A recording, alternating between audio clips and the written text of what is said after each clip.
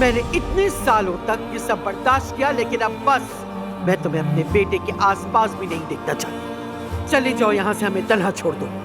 آپ اتنی بڑی حویلی میں میرے ساتھ رہنا برداشت نہیں کر سکتی عظمت صاحبہ۔ میں جانتی ہوں کہ تم کس قسم کی عورت ہو۔ بس کیجیے، آپ کو خدا کا واسطہ ہے مجھ پر کیچڑ اچھالنا بند کیجیے، بہت ہو گیا۔ تم ہماری حویلی میں رہنے کے لائق نہیں ہو، تم میرے بیٹے کے لیے موزوں عورت نہیں ہو۔ ایسا مت کہیے، میں منت کرتی ہوں، ایسا مت کہیے۔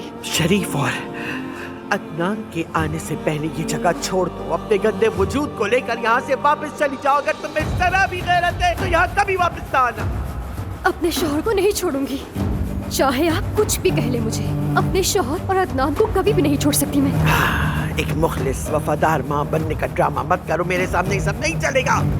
میں اپنے بیٹے کو سب کچھ بتا دوں گی، میں اسے بتا دوں گی کہ تم کتنی بدچلن عورت ہو، سمجھ گئی؟ تم سارے کرتوت بتا دوں گی تمہارے۔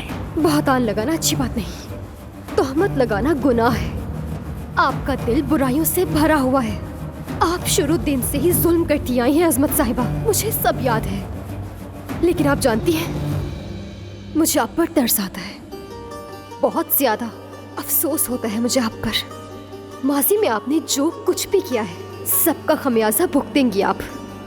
آپ کو کیا لگتا ہے کہ ہر کوئی آپ کی طرح ہوتا ہے؟ آپ کو جو کرنا ہے آپ کر لیں، میں اپنے شوہر کو اور اپنے بیٹے کو کسی قیمت پر نہیں چھوڑوں گی۔